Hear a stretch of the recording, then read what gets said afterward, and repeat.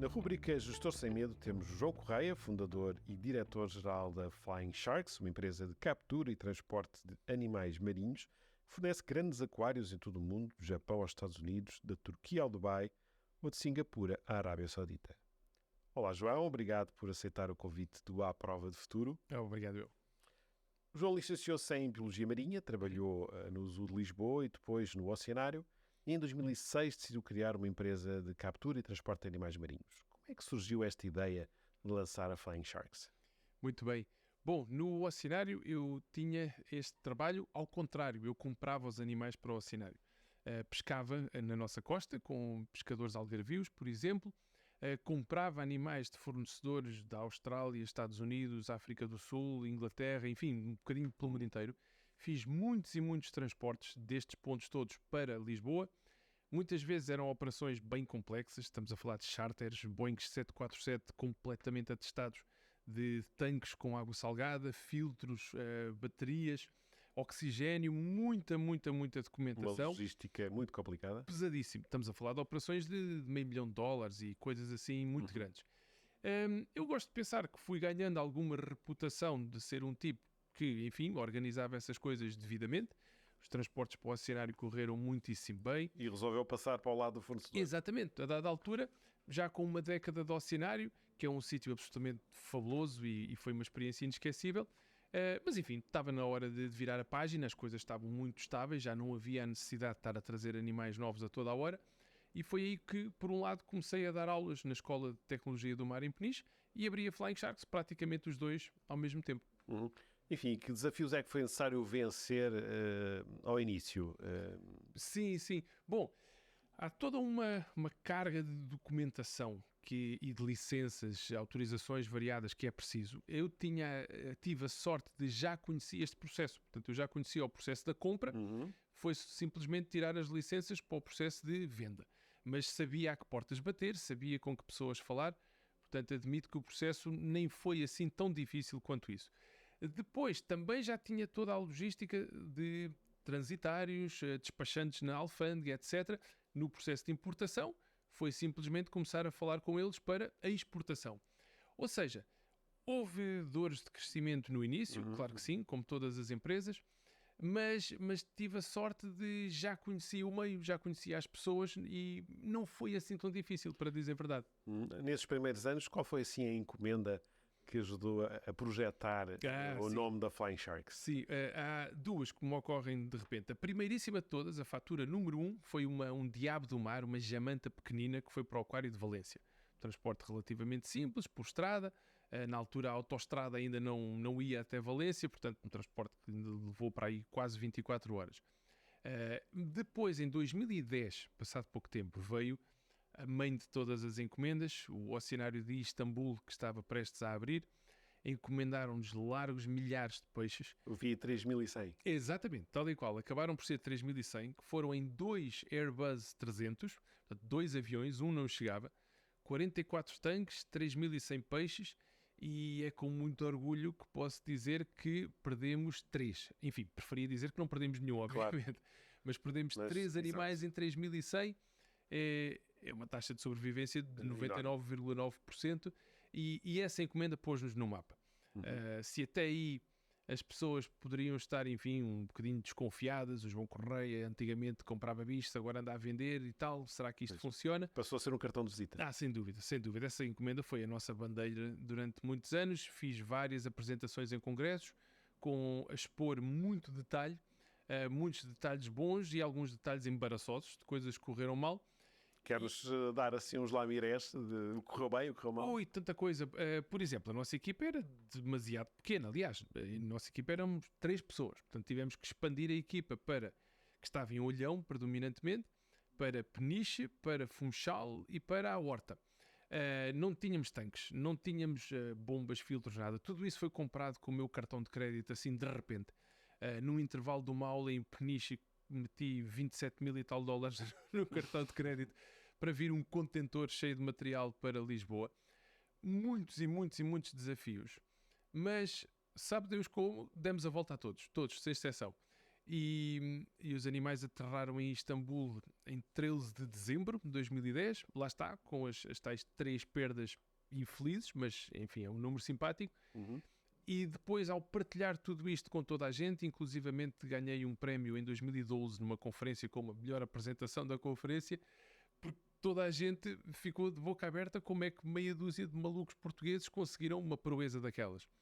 E enfim, pronto, depois desde então têm sido cada vez mais desafios cada vez mais alucinantes e até agora, bater aí na madeira, temos conseguido superar todos. Tem tudo corrido bem. Há espécies protegidas, enfim, que não podem ser capturadas. Sem dúvida. Não... Como é que lidam com isso? Às vezes recebem encomendas que têm que rejeitar? Nem por isso, para dizer a verdade, porque este meio dos aquários públicos é altamente consciencioso. Uhum. Ou seja, não há um aquário público que queira exibir uma espécie protegida. A não ser que há circunstâncias muito pontuais em que, por exemplo, um aquário, juntamente com outro aquário, podem querer criar um programa de reprodução, em que um tem os machos, o outro tem as fêmeas. Nós muitas vezes tratamos do transporte e fizemos isso há pouco tempo. Levámos um tubarão de Montpellier, no sul de França, para as Canárias, precisamente para promover a reprodução entre os bichos. Nessas circunstâncias, pedem-se as licenças aos respectivos, enfim, Ministérios de Ambiente, Institutos de Conservação de Natureza, etc. Às vezes é aceito, às vezes não é. Mas pronto, só nessas circunstâncias muito específicas é que pensamos sequer em espécies protegidas. Mas tem outros clientes, além de aquários? Ocasionalmente fornecemos universidades, animais para investigação, muitas vezes, e muito pontualmente fornecemos aquaculturas, com estoque reprodutor. Linguados grandes, douradas grandes, corvinas grandes, portanto animais de grande porte.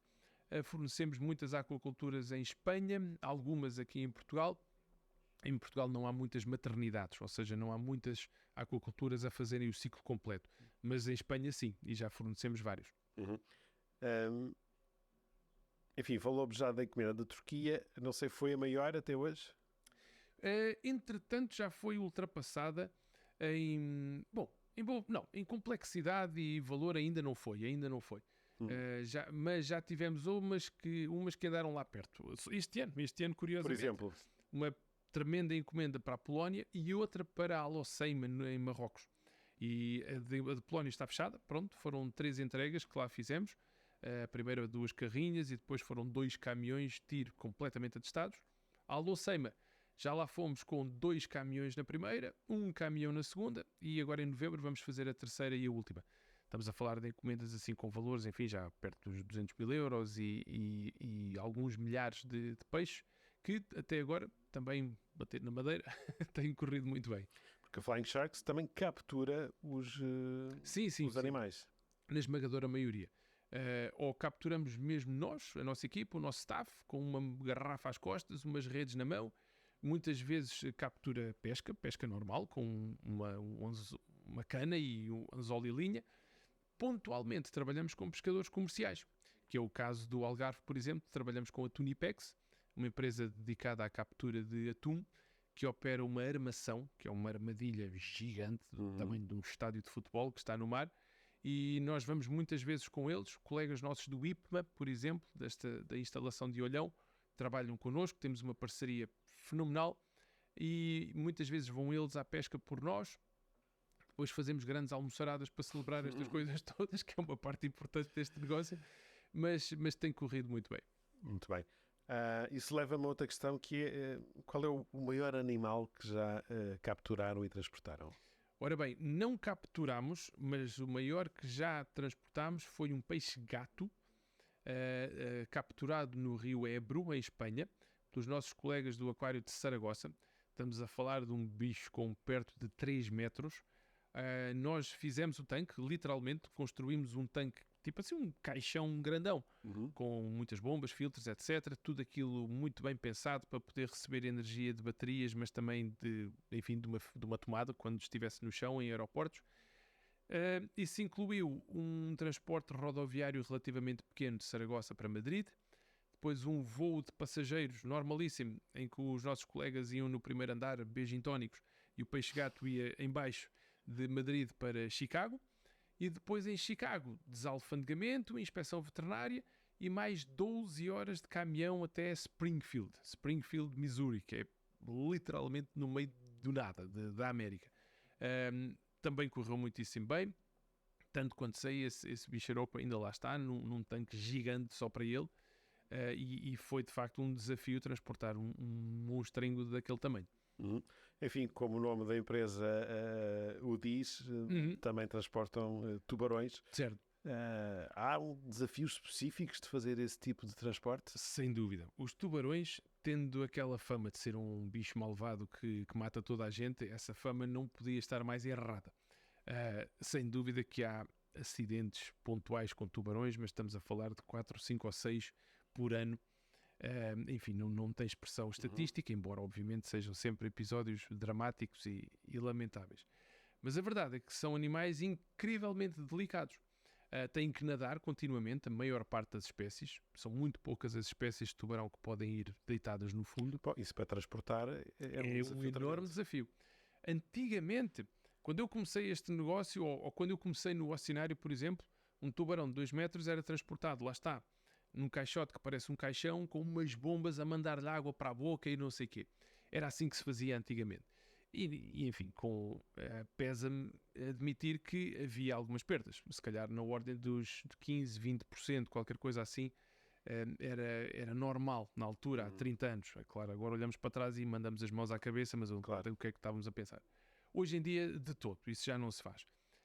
Utilizam-se ou pescam-se animais mais pequenos, tipicamente no máximo 1,5 m para aí, e utilizam-se tanques redondos maiores, bem maiores, 2 metros e tal, às vezes quase 3 metros, e essa é a fórmula. E hoje em dia as perdas são residuais, eu diria que menos de 1% seguramente.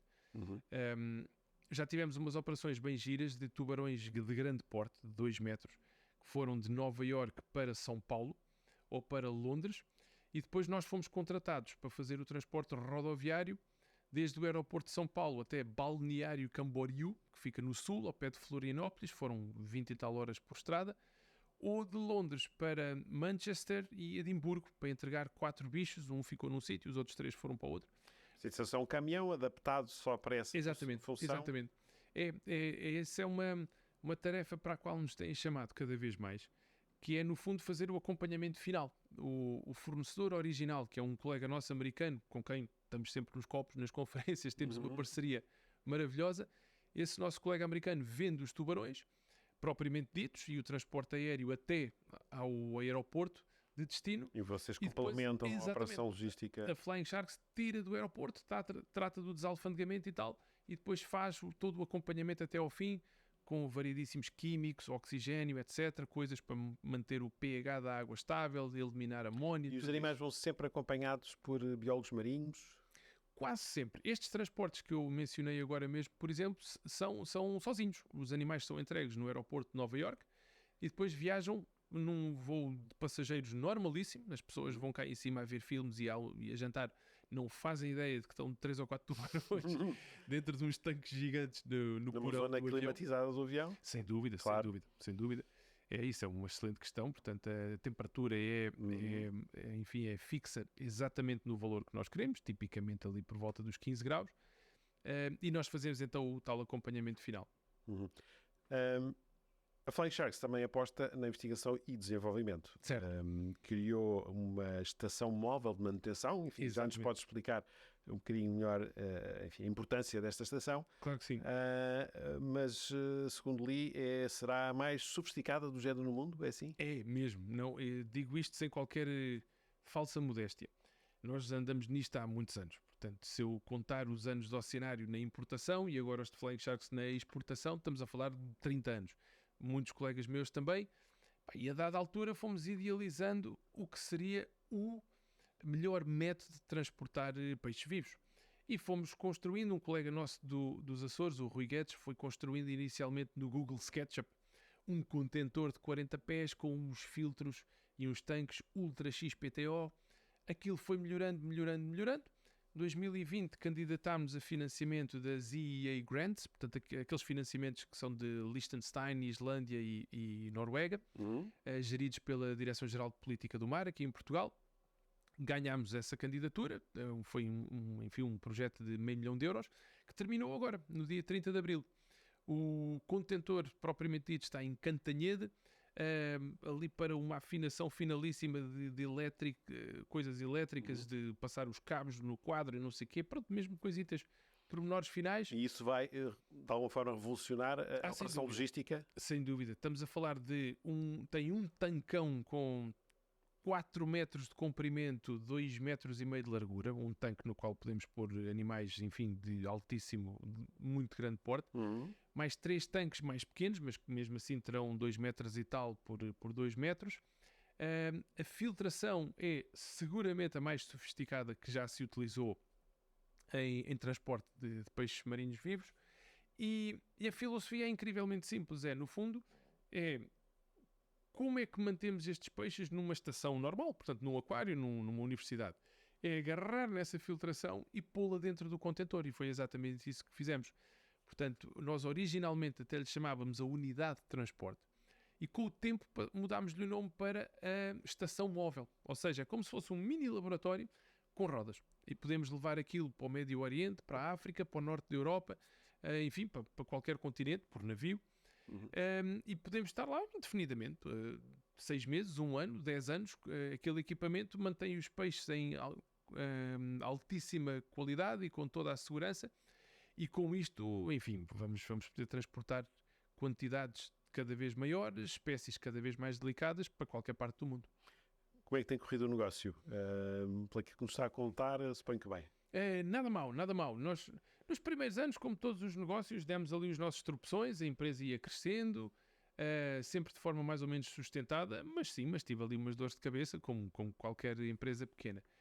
Na pandemia, ironicamente, demos um salto tremendo, porque em março, abril estávamos aflitos, como toda a gente, portanto, choviam os e-mails de clientes de aquários a cancelar tudo, estavam fechados ao público e, portanto, parem tudo. Vimos ali muito à rasca, falando mal e depressa. Fizemos um fantástico Zoom, na altura, enfim, foi quando todos conhecemos o Zoom. Pusemos a cabeça a trabalhar, começámos por vender tapetes com desinfetante. Daí, rapidamente, saltámos para os dispensadores de álcool gel, o álcool gel propriamente dito, alterámos os cais, ou adicionámos cais à empresa, máscaras, luvas, os testes Covid, etc. E, portanto, foi ali uma estratégia de sobrevivência durante um período. Exatamente. E depois, mas que depois voltaram novamente à atividade da empresa. O 2020 acabou por ter a nossa melhor faturação de sempre, até àquela data. Mas no 21 começou a reabertura dos aquários, lentamente começaram a abrir, e eu gosto de pensar que aquele estatuto que atingimos em 2020 de sermos os tontos que apanhavam peixe e que de repente estão a fazer uma massa, a vender luvas e álcool gel e não sei o quê, começaram a chover encomendas, e desde então cada ano tem sido melhor que o anterior. Portanto, este ano vai ser o melhor ano para a Flying Sharks. Aliás, já está a ser. Nós em junho ultrapassámos a faturação do ano passado, que enfim, é uma meta que admito que há 18 anos, quando a empresa começou, não me passaria pela cabeça. Uma última questão para lhe perguntar. A Flying Sharks é uma empresa da economia azul. Sim. Portugal está a apostar o suficiente? Essa é uma questão complexa. Eu diria que sim, mas muitas vezes devia-se ver mais. Posso dizer que eu tenho uns almoços muito simpáticos com o meu grande amigo Gonçalo Calado, vice-reitor na Lusófona, e volta e meia falamos destas coisas. E a dada altura surgiu a ideia de fazer um programa sobre projetos em Portugal ligados ao mar. E nós os dois, com uma folha de papel e uma caneta, começámos a escrever projetos de cabeça, sem sequer ir ao telemóvel e ao Google. Projetos interessantes em Portugal, ligados ao mar. E muito rapidamente, antes da sobremesa, já tínhamos mais de 60 ou 70. A maior parte de projetos que nós estamos neste meio conhecemos, mas o público geral não conhece. Ou seja, já há muita coisa a ser feita. Há muita coisa, muita coisa. Obviamente que há sempre espaço para mais. Mas há muita coisa a ser feita, há muitos e muitos financiamentos. Financiamentos esses que às vezes são uma bela dor de cabeça para se ter acesso a eles, e mais ainda a gestão. Eu faço a gestão dos vários projetos em que estamos inseridos, é uma bela dor de cabeça. Não é surpreendente que as taxas de execução de PRR e outras coisas sejam tão baixas, porque a carga burocrática é absolutamente esmagadora. Ou seja, há meios, há dinheiro, há projetos, há candidaturas abertas, há muita vontade, há muitos empresários com ganas de arregaçarem as mangas e fazer coisas. Mas ainda não há um processo que demora a acontecer. Está muita coisa a acontecer, mas lá está, enquanto tivermos esta carga burocrática muito, muito, muito pesada, isso naturalmente que é um travão a que se façam mais coisas. Portanto, reduzir a burocracia também a favor da economia. Sem dúvida. João, muito obrigado por esta conversa. Obrigado eu. No topo da agenda, vamos falar do novo cais fluvial no Tejo, desenvolvido pelo grupo ETE, que permitirá criar uma alternativa à rodovia para o transporte de mercadorias. Será localizado em Castanheira do Ribatejo, perto da plataforma logística de Lisboa Norte, a maior do país. Está previsto que as obras arranquem ainda este ano, num investimento de 6 milhões de euros. O transporte até ao Porto de Lisboa demorará cerca de 4 horas e será feito em grandes barcaças com a capacidade equivalente a 100 caminhões, resultando numa forte redução das emissões poluentes. Deverá estar operacional em 2026. Obrigado por ter estado